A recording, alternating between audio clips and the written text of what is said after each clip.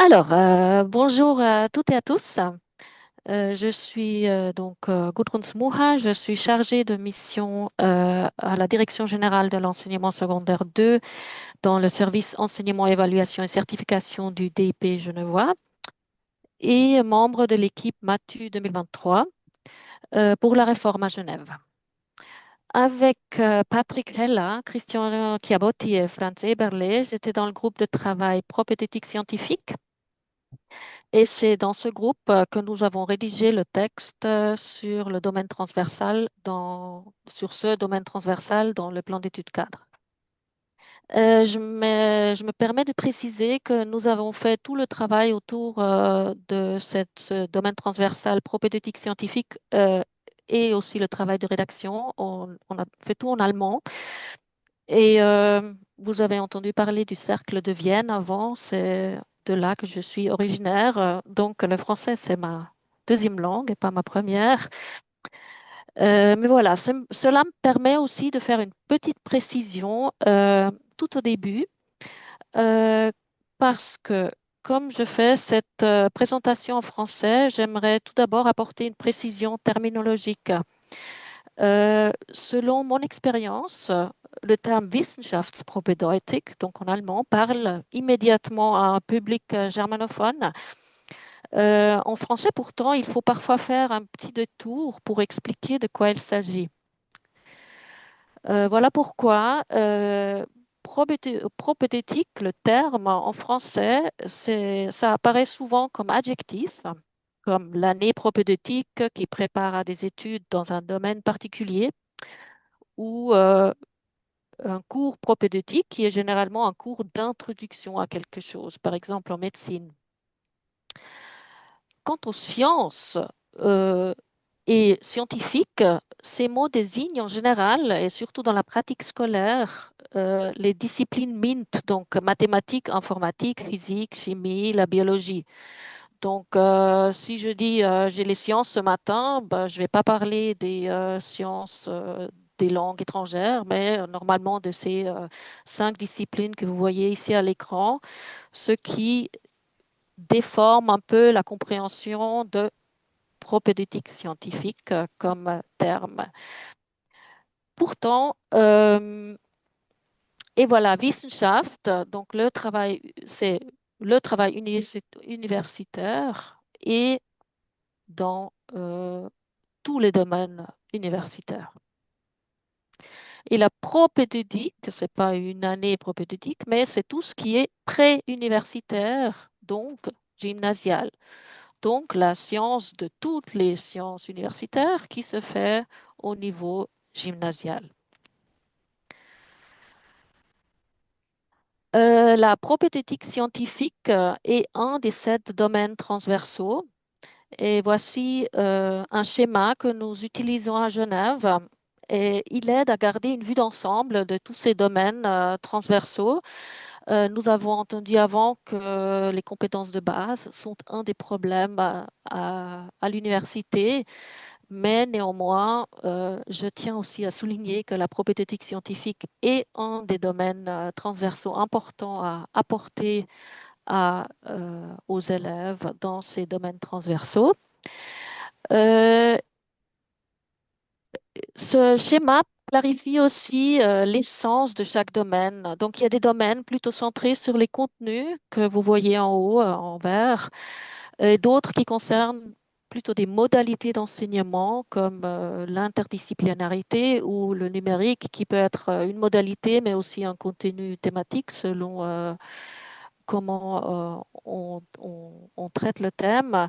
Et la propédeutique scientifique qui est d'un côté une attitude et c'est aussi des modalités, des aptitudes à avoir, comme on va voir par la suite.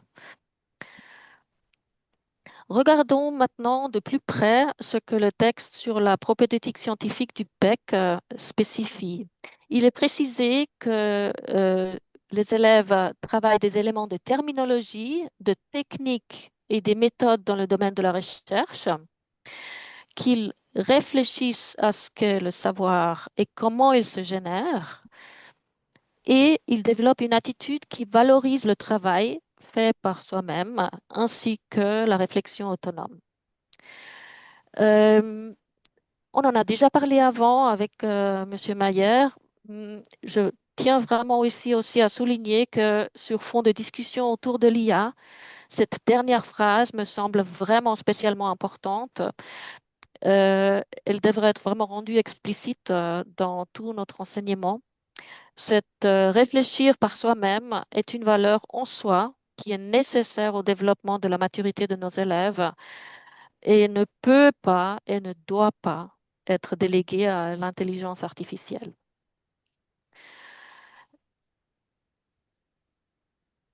Si on résume, il s'agit donc de l'utilisation de la langue, des modes de pensée et de travail, des méthodes épistémologiques de base selon les disciplines et une intégrité scientifique dont a déjà parlé M. Mayer aussi. L'ORM, de son côté, précise à l'article 6, alinéa 2F, que les titulaires d'un certificat de maturité sont capables de comprendre et d'appliquer à un niveau propédeutique, donc à un niveau préparatoire aux études supérieures, des méthodes de travail et de réflexion scientifique. Tout cela s'inscrit aussi parfaitement, de nouveau, M. Mayer en a déjà parlé aussi, des objectifs fondamentaux de la maturité gymnasiale définis par l'ORM, donc l'aptitude à entreprendre des études universitaires et l'aptitude à assumer un rôle participatif et informé dans la société. En allemand, c'est la vertiefte Gesellschaftsreife. Euh, dans les traductions en français, c'est souvent maturité sociale, mais je préfère cette description un peu plus élargie. D'ailleurs, et je trouve ça intéressant, en 2013, Stefan Hahn parlait dans un article de la triade de la formation gymnasiale. À savoir, il citait la culture générale approfondie, l'aptitude aux études supérieures et la propédeutique scientifique. Donc, il citait trois éléments, tandis qu'aujourd'hui, dans notre contexte, la propédeutique scientifique est définie comme un des 7 domaines transversaux qui sont au service de ces deux objectifs fondamentaux qu'on a ici.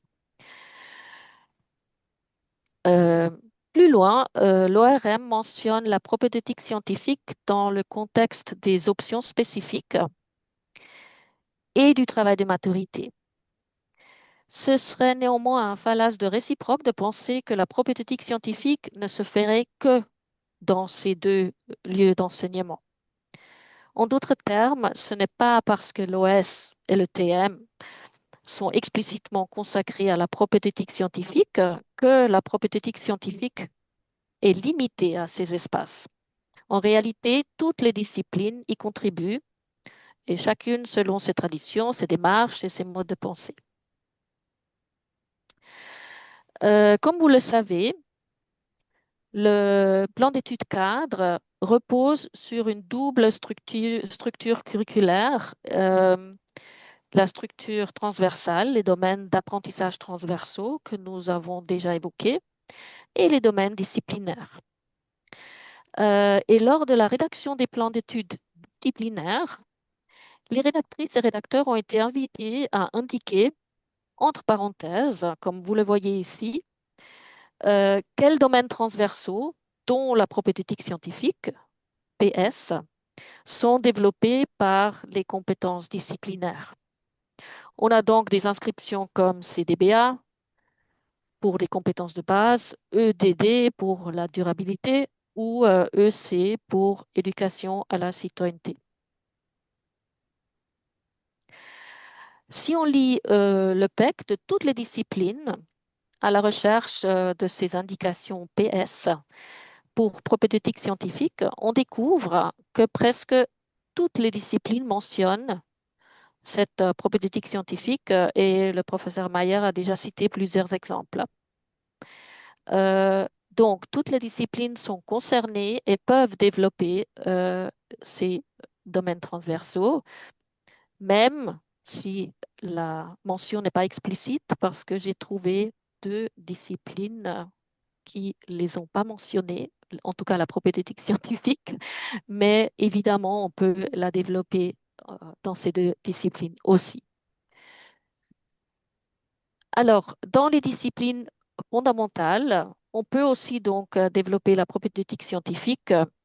Par exemple, en langue étrangère, on réfléchit sur le langage comme outil de construction de la réalité du savoir, la structuration d'un discours. Là, peut-être, je vais citer un exemple. On peut prendre une annonce des CFF et l'analyser, dire quels sont les pronoms qui sont utilisés dans un discours bref de ce type, quels sont les modélisateurs, les stratégies d'adresse, les schémas argumentatifs. Donc, on fait une observation systématique, on fait une formulation d'hypothèse, quel type d'usage de la langue se fait dans ce type de discours. On vérifie, on modélise un type de discours comme ça et on peut faire un transfert en créant soi-même un tel discours. Donc tout ça, c'est déjà une démarche scientifique qu'il, et ça, c'est